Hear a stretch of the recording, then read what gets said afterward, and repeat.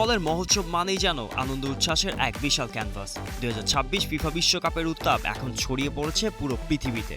মেক্সিকোর পর এবার ফুটবল প্রেমীদের নজর কেড়ে নিল কানাডা, আর সেই মঞ্চেই ফুটবলীয় আমেজের সাথে যোগ হলো এক টুকরো বাংলাদেশ।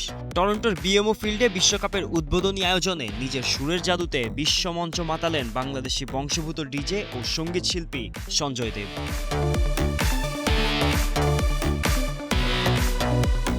কানাডা বনাম বসনিয়া ম্যাচ শুরুর ঠিক আগে স্টেডিয়ামের পরিবেশটা ছিল দেখার মতো। নীল আকাশের নিচে লাল ফুলের সাজে যেন সেজেছিল টরন্টো। বিশ্বকাপের কানাডা পর্বের এই জমকালো উদ্বোধনী অনুষ্ঠান ছিল নানা সংস্কৃতির এক অপূর্ব মিলন মেলা। কানাডার আদিবাসী জনগোষ্ঠীর সংস্কৃতির প্রতি শ্রদ্ধা জানিয়ে শুরু হওয়া এই অনুষ্ঠানে সঙ্গীত ও নৃত্যের ছন্দে কাঁপছিল স্টেডিয়াম।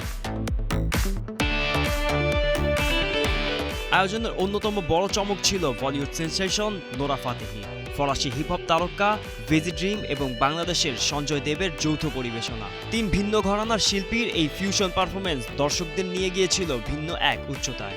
নিজের পারফরমেন্সের সময় সঞ্জয় পোশাকের মাধ্যমে বাংলাদেশের পতাকা ও বাঘের মোটিভ ফুটিয়ে তুলেছিলেন।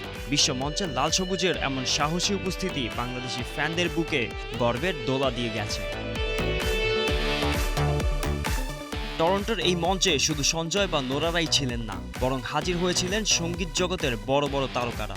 বিশ্বখ্যাত মাইকেল বুবলে, অ্যালানিস মরিসেট, আলেসিয়া কারা এবং জেসি বেজের মতো শিল্পীরা তাদের সুরের ঝংকারে মাতিয়ে রেখেছিলেন পুরো বিএমও ফিল্ড। এক প্রজন্মের হাত ধরে আরেক প্রজন্মের কাছে দেশের ঐতিহ্য ও সংস্কৃতি তুলে ধরার এক দারুণ প্রয়াস ছিল এই আয়োজন। নিজের অনুভূতি প্রকাশ করতে গিয়ে সঞ্জয় দেব জানিয়েছেন, বিশ্বমঞ্চে পারফর্ম করা তার কাছে কোনো স্বপ্নের চেয়ে কম নয়। ইতিমধ্যেই সোশ্যাল মিডিয়ায় ভাইরাল সঞ্জয়ের সেই পারফরমেন্সের মুহূর্ত। কোটি কোটি ফুটবল প্রেমীর সামনে বিশ্বমানের এই মঞ্চে সঞ্জয়ের দাপুটে উপস্থিতি ফুটবল বিশ্বকাপের এই মহাযজ্ঞে বাংলাদেশকেও যেন এক অদৃশ্য সুতোয় গেঁথে দিল। গোলাম মোর্শেদ, স্টার প্লে।